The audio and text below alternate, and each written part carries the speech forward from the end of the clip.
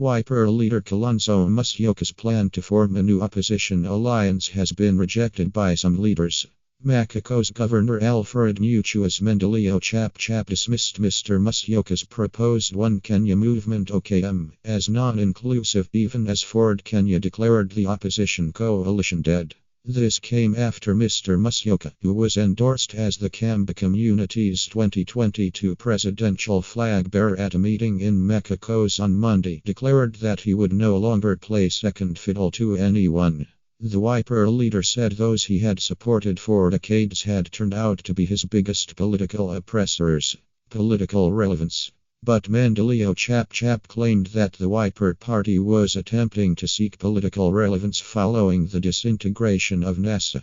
The Wiper initiative of One Kenya does not offer a socio-economic roadmap for the community or the country at large, but is a last-ditch effort by the party to save it from sinking into political oblivion, the party said in a statement. The Chap Chap party said it was in the consultations to schedule an all-inclusive meeting for the Kamba nation, whose agenda would be on how to achieve economic independence. MCCP advocates genuine unity meant to bring development to our people and not fake unity meant to entrench supremacy battles, the party said. Dr. Mutua has declared that he would vie for the top seat in 2022, putting him in a collision course with Mr Musyoka. At the heart of the Machakos meeting was the future of NASA, with Ukambani leaders urging Mr Musyoka to give the 2022 presidential race his all. Merge. At the same time, Ford Kenya Secretary General Esli Simiyu declared NASA dead, saying it was untenable to have it in the current structure.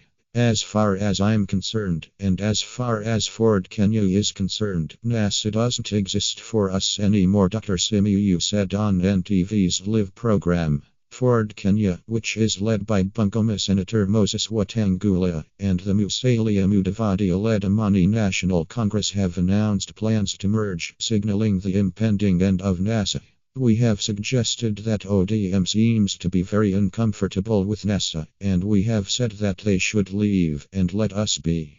If not, then let us just forget about this whole NASA thing, Dr. Simiyu said. For its part, ODM has, however, fought off claims that it is a bully, saying that those claiming NASA is dead are being insincere. NASA dead. We maintain that NASA is not dead. My colleagues are speaking from the two sides of their mouth. They say that they are aggrieved because of the handshake between Uhuru and Raila, and then they led a delegation to Ruto for the same talks. 2. They say Raila should leave NASA.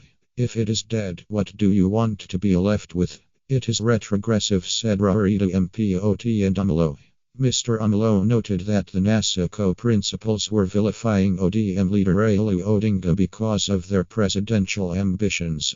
Meanwhile, Senate Majority Leader Kipchumba Murkomen, in a letter to the Registrar of Political Parties, has said Mr. Musyoka should not be granted rights to name his proposed party as OKM. Mr. Murkomen argued that he had built his own brand around the initials OKM, one as Miss Kipchumba Murkomen. At the same time, the closing of political ranks between Mr. Musyoka and his arch-rival, Kitui Governor Charity Ngilu, has shifted focus to the dissenting voices in Ukambani. Rivalry. For years, the politics of Ukambani have been defined by the intense rivalry between Mr. Musyoka and Mrs. Ngilu.